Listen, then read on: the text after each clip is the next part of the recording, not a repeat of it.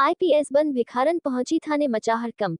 शहर का मुख्य पुलिस थाना, जहां दिन भर कानून व्यवस्था से जुड़ी गतिविधियां चलती रहती थीं, उस दिन भी अपनी सामान्य चहल पहल में व्यस्त था। पुलिसकर्मी अपने अपने कार्यों में लीन थे। कोई किसी केस की फाइल देख रहा था, कोई फरियादियों से बातचीत कर रहा था, तो कुछ सिपाही मजाक मस्ती में लगे थे। सुबह से ही कई लोग अपनी शिकायतें लेकर आए थे। कोई अपनी गुमशुदा रिपोर्ट दर्ज करवा रहा था, तो कोई चोरी या झगड़े की शिकायत कर रहा था। थाने के माहौल में एक रोजमर्रा की ऊब और अधिकार का अहंकार साफ झलक रहा था। इसी बीच थाने के दरवाजे पर एक अजनबी महिला दिखाई दी।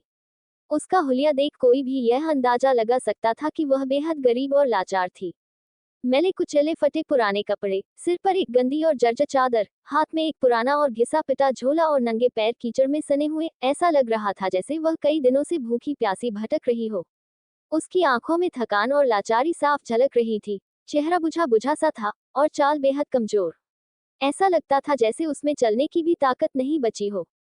जब वह महिला धीरे धीरे लड़खड़ाते कदमों से थाने के अंदर दाखिल हुई, तो वहां मौजूद पुलिसकर्मियों की नजरें तुरंत उसकी ओर घूम गईं। कुछ ही सेकंड में पूरे थाने में उसके आने की खबर फैल गई। अधिकतर पुलिस वाले उसे घूरने लगे। उनकी आंखों में हैरानी से ज्यादा तिरस्कार और उपेक्षा थी, मानो एक गरीब और बेसहारा इंसान का पुलिस थाने में आना किसी अपराध से कम नहीं हो। थाने में बैठे कई पुलिसकर्मी आपस में कानाफूसी करने लगे। किसी ने कहा, लगता है कोई पागल औरत है, यहाँ क्या लेने आ गई। तो किसी ने दबी आवाज में कहा, अरे कोई चोरनी होगी जो अब बेचारी बनने का नाटक कर रही है। वहां बैठे कुछ फरियादी भी उसे देखकर अजीब नजरों से देखने लगे, जैसे उसके वहां होने से उन्हें भी असहजता महसूस हो रही हो। तभी सामने बैठे एक सिपाही ने गुस्से से अपनी मूंछों पर ताव देते हुए कहा, अरे ओ, तुम यहाँ क्या करने आए हो। महिला ने धीरे से नजरें उठाई, लेकिन वह चुप रही। उसने आगे बढ़ने की कोशिश की, लेकिन उसी समय दूसरे सिपाही ने उसे रोक दिया और नाक भान सिकुड़ते हुए बोला, अब ये भिखारी यहाँ क्या करने आ गई। यहाँ भीख नहीं मिलती, समझी। उसकी आवाज में घृणा और कठोरता साफ झलक रही थी। महिला थोड़ी सहमी, लेकिन वह रुकी नहीं। उसने फिर से एक कदम आगे बढ़ाया, तो पुलिसकर्मी को और गुस्सा आ गया। उसने अपनी डंडा उठाकर जमीन पर पटका और ऊंची आवाज में बोला, बोल, क्या काम है। अगर भीख मांगने आए हैं तो यहाँ से भाग जा, वरना उठाकर बाहर फेंक दूंगा। महिला कुछ देर तक चुपचाप खड़ी रही। उसकी आंखों में निराशा, अपमान और दर्द के मिले जुले भाव थे, लेकिन उसने अपनी हिम्मत नहीं हारी। उसने पुलिसकर्मी की आंखों में देखना शुरू किया और फिर धीरे से, लेकिन आत्मविश्वास से भरी आवाज में कहा, मुझे इंसाफ चाहिए, साहब। ये सुनते ही थाने में ठहाके लगने लगे। कुछ पुलिस वाले हंस पड़े, कुछ ने सिर हिलाया और कुछ ने उपहास भरी नजरों से महिला को देखा। एक पुलिस वाले ने व्यंग्य करते हुए कहा, इंसाफ तेरे जैसे भिखारियों के लिए, इंसाफ पैसे वालों के लिए होता है, समझी। उसके इस व्यंग्य पर वहां खड़े पुलिसकर्मियों और कुछ फरियादियों ने ठहाके लगाए, लेकिन महिला की आंखों में अब भी एक अलग सी चमक थी। उसे देख कोई नहीं समझ पा रहा था कि वह कौन थी और क्यों यहाँ आई थी। पुलिसकर्मियों को क्या पता था कि वे जिसे भिखारन समझकर मजाक उड़ा रहे थे, वह असल में कौन थी। थाने में मची हलचल और भिखारन की मांग। थाने के माहौल में ठहाके गूंज रहे थे। पुलिस वालों के लिए ये किसी तमाशे से कम नहीं था। एक गरीब और लाचार दिखने वाली औरत न्याय की मांग कर रही थी, यह उनके लिए हंसी की बात थी। कांस्टेबल ने व्यंग्य से कहा, इंसाफ तेरे जैसे भिखारियों के लिए, इंसाफ पैसे वालों के लिए होता है, समझी। ये सुनकर बाकी पुलिसकर्मी भी हंसने लगे। कोई कह रहा था, चल चल निकल यहाँ से, तो कोई उसकी दुर्दशा पर मजाक बना रहा था। थानेदार, जो अब तक इस तमाशे को चुपचाप देख रहा था, गुस्से में अपनी कुर्सी से उठ खड़ा हुआ। उसकी आंखों में कठोरता थी। उसने सख्त लहजे में कहा, भाग जा यहाँ से, वरना धक्के मारकर बाहर निकाल दूंगा। उसकी इस धमकी पर अन्य पुलिसकर्मियों ने भी सहमति में सिर हिला दिया। किसी को भी उस महिला की तकलीफ या उसकी मांगों की परवाह नहीं थी। लेकिन भिखारन ने हटने से इनकार कर दिया। वह अधिक खड़ी रही और पुलिस वालों की आंखों में आंखें डालकर देखने लगी। उसकी आंखों में अब एक अलग चमक थी, आत्मविश्वास और दृढ़ता की चमक। फिर उसने धीरे धीरे अपनी चादर उतारी, बालों को पीछे किया और अपने असली रूप को उजागर कर दिया। थाने में खड़े सभी पुलिसकर्मी आश्चर्य और भय से सन रह गए।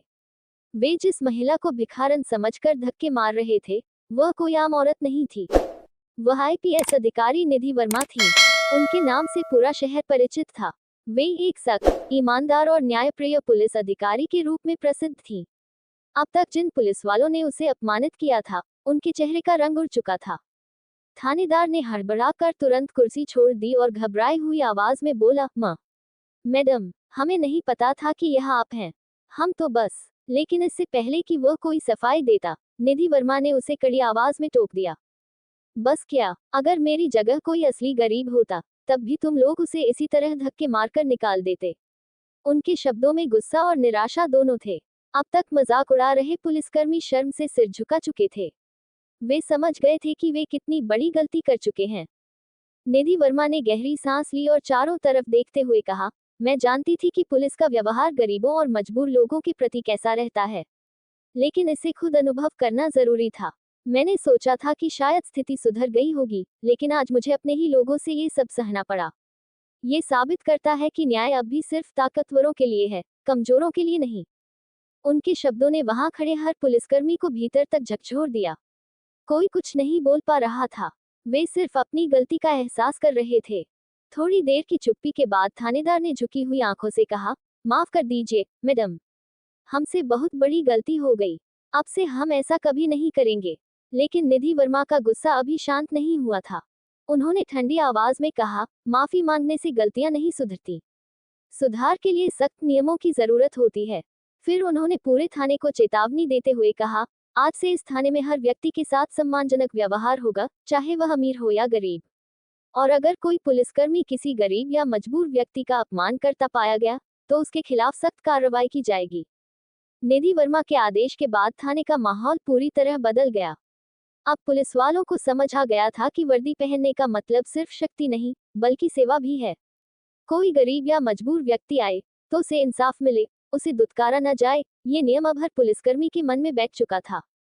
ये खबर जल्द ही पूरे शहर में फैल गई। लोग निधि वर्मा की इस अनोखी पहल की सराहना करने लगे।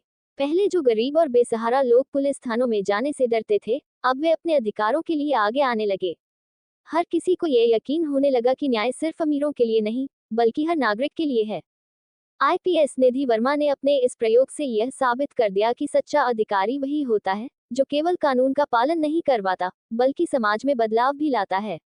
उनके इस कदम ने न केवल उस थाने की पुलिसिंग को सुधारा, बल्कि बाकी पुलिसकर्मियों को भी यह सीख दी कि गरीब और अमीर के बीच न्याय का कोई भेदभाव नहीं होना चाहिए।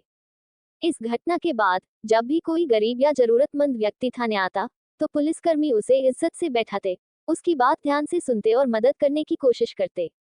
अब थाने में न्याय बिकता नहीं था, बल्कि हर जरूरतमंद को मिलता था। यही एक अच्छे समाज की पहचान होती है। इस कहानी ने ये साबित कर दिया कि अगर सिस्टम में एक भी ईमानदार और दृढ़निश्चयी इंसान हो, तो वह पूरे सिस्टम को बदल सकता है। और निधि वर्मा ने यही किया था, न्याय को सिर्फ अमीरों की जागीर नहीं रहने दिया, बल्कि हर जरूरतमंद तक पहुंचाया। कहानी की सीख। इस कहानी से हमें ये गहरी सीख मिलती है कि हमें कभी भी किसी व्यक्ति को उसके कपटों, गरीबी या सामाजिक स्थिति के आधार पर नहीं आंकना चाहिए। जो व्यक्ति आज साधारण दिख रहा है, हो सकता है कि वही व्यक्ति कल सफलता की ऊंचाइयों को छू रहा हो। दुनिया की असली पहचान बाहरी चमक धमक में नहीं, बल्कि इंसान के चरित्र, कर्म और इरादों में होती है। हमारे समाज में अक्सर गरीबों और असहाय लोगों को हीन दृष्टि से देखा जाता है। उनके साथ ऐसा व्यवहार किया जाता है मानो वे इंसान ही न हो। लेकिन ये कहानी हमें सिखाती है कि इंसान की पहचान उसकी स्थिति या पहनावे से नहीं, बल्कि उसके कार्यों से होती है। एक व्यक्ति चाहे कितना ही साधारण क्यों न दिखता हो, अगर उसके विचार और कर्म ऊंचे हैं, तो वह सबसे महान इंसान बन सकता है। सच्चा न्याय वह है जो सबके लिए समान हो। न्याय केवल अमीरों और ताकतवर लोगों के लिए नहीं, बल्कि हर नागरिक के लिए होना चाहिए। यदि न्याय केवल संपन्न लोगों तक सीमित रह जाए, तो समाज में असमानता और अन्याय फैलता है।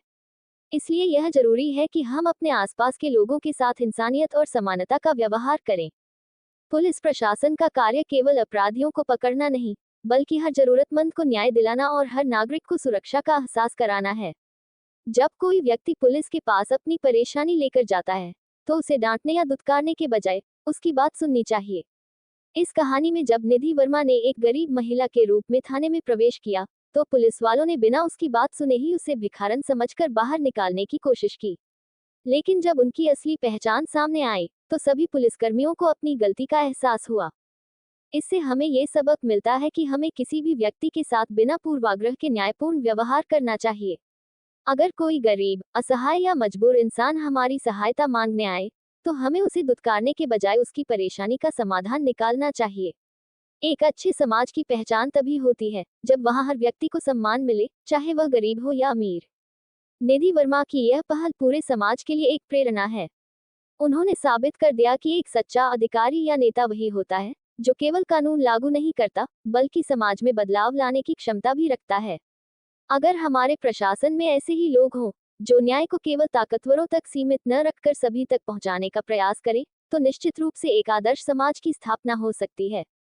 हमें अपने भीतर यह संकल्प लेना चाहिए कि हम किसी को भी उसके पहनावे, गरीबी या सामाजिक स्थिति के आधार पर नीचा नहीं दिखाएंगे। हमें हर इंसान के साथ सम्मानजनक व्यवहार करना चाहिए, चाहे वह किसी भी जाति, धर्म या वर्ग का क्यों न हो। समाज में बदलाव लाने के लिए हमें स्वयं से शुरुआत करनी होगी, तभी हम एक न्यायपूर्ण और समानता से भरा भविष्य बना सकते हैं। वीडियो अच्छी लगी हो तो, अगर आपको यह वीडियो पसंद आए हो तो लाइक, शेयर और कमेंट करना न भूलें। अपनी राय हमें कमेंट बॉक्स में जरूर बताएं। क्या आपको ये कहानी प्रेरणादायक लगी? क्या आप भी मानते हैं कि न्याय और समानता हर व्यक्ति का अधिकार है? हमारे चैनल को सब्सक्राइब करें ताकि आपको ऐसी ही और प्रेरणादायक और दिल छू लेने वाली कहानियां मिलती रहें। बेल आइकन दबाना न भूलें ताकि आपको हमारी नई वीडियो की नोटिफिकेशन सबसे पहले मिले। आपके समर्थन से हमें और बेहतरीन कहानियां बनाने की प्रेरणा मिलती है। धन्यवाद।